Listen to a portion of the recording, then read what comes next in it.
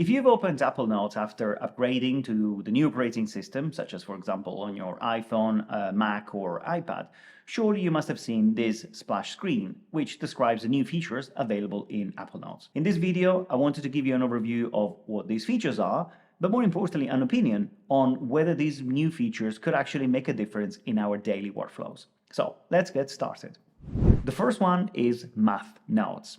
This is quite an impressive feature, because after years without providing iPad users, especially without even the basic calculator on their machines, now Apple has gone all in and created something which is truly amazing. The ability for Apple Notes to recognize your scribbles, convert everything into numbers, and give you a calculation and print a calculation in something that resembles your handwriting is actually quite impressive.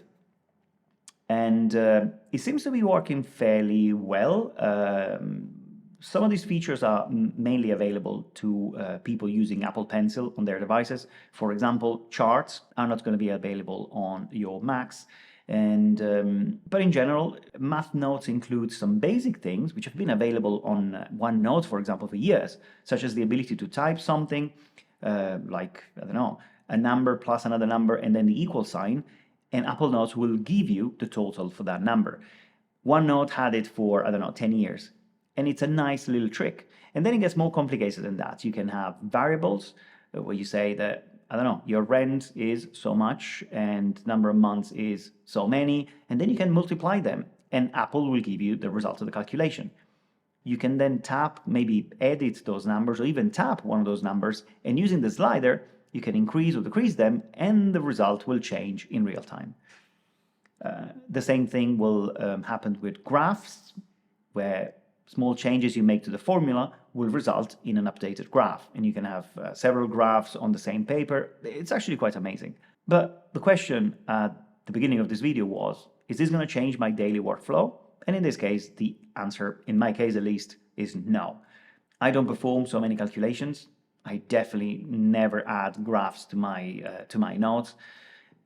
I may in the future, but it will happen, I don't know, once in a blue moon. So definitely a flashy and really cool feature that shows Apple's engineers' prowess, but nothing that changes my daily life and the daily workflow.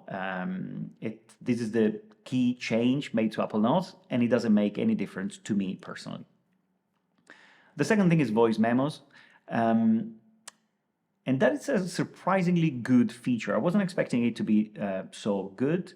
So I'm going to add a new recording to this note by just clicking on this button and then on the big red button.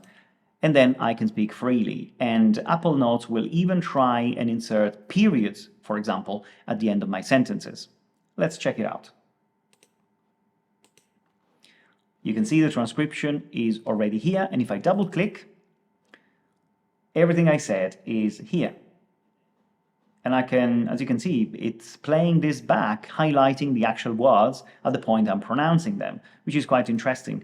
And if you want to start the playback from a specific point, you can simply double click on a word, like in this case, example, and it will continue from that point. This is useful potentially in interviews. Let's check how accurate the transcription is. Freely, yeah, it's added a comma here, an Apple not.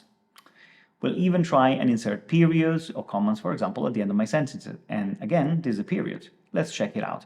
I think it did a pretty good job. And you will probably have to go in and fix some of the typos. It may even be that it's because of my way of pronouncing some words. I'm not a native speaker, after all. However, going back to the original question again, is it going to change my workflow? No, not really. I prefer to type. I prefer to restructure my notes by, typing on the keyboard. It's easier, it's quicker, and I make way less mistakes than the ones that this voice memo makes when translating and transcribing my voice. Having said that, I can see some use cases where this could be useful for interviews, to record lessons, university, that kind of stuff. That is definitely not my case. I'm not a journalist, I never record anything, and I would probably only use it as a way to dictate my notes, in which case I type much faster than I speak, especially when I then have to go in and fix all the typos that the transcription contains. So again, the answer to the question is, Great feature, potentially useful in some use cases, but for my daily workflow, nothing that really changes anything. Way more useful to me are the last two changes, which are really very small changes. Collapsible sections, that was a glaring omission that pretty much any other note-taking app has. That was missing from Apple Notes. Now we have it, and it's a much better way to structure notes, especially the long ones that we normally have. And the other change, highlighters, again, something where Apple was really lagging against the competition, is now available. There are 5 colors. The colors are actually nice. And to me, these two features combined are the ones that will make a change, a real difference in my daily workflow. I always try to create notes that are visually interesting because I feel that having a note like this or having a note like that can actually make a complete difference in the way I memorize and use my content. So making a note visually interesting provides lots of cues that will help me remember the content and immediately recognize parts that I can then connect to other notes that I have. So the visual impact and the difference that having collapsible section and more importantly highlighters in my personal workflow, it's worth the upgrade. Now, let me make a little comment on this overall upgrade policy that Apple has. I'm not a fan of adding features just for the sake of adding features, but at the same time, in Apple Notes, like in many other Apple apps, we only get updates once a year when there is an update to the operating system, which is a release schedule that falls behind any other app out there. And of course, Apple Notes is free, Apple Notes is great. I'm not going to drop it because of that, but it's kind of disappointing that we only get new features when there is an operating system update, especially when you consider that these features are not worth waiting a year. Anyway, now it's your turn. Let me know in the comments whether these changes make any difference in your daily workflows. From me, this is everything. Thank you very much for watching and see you soon.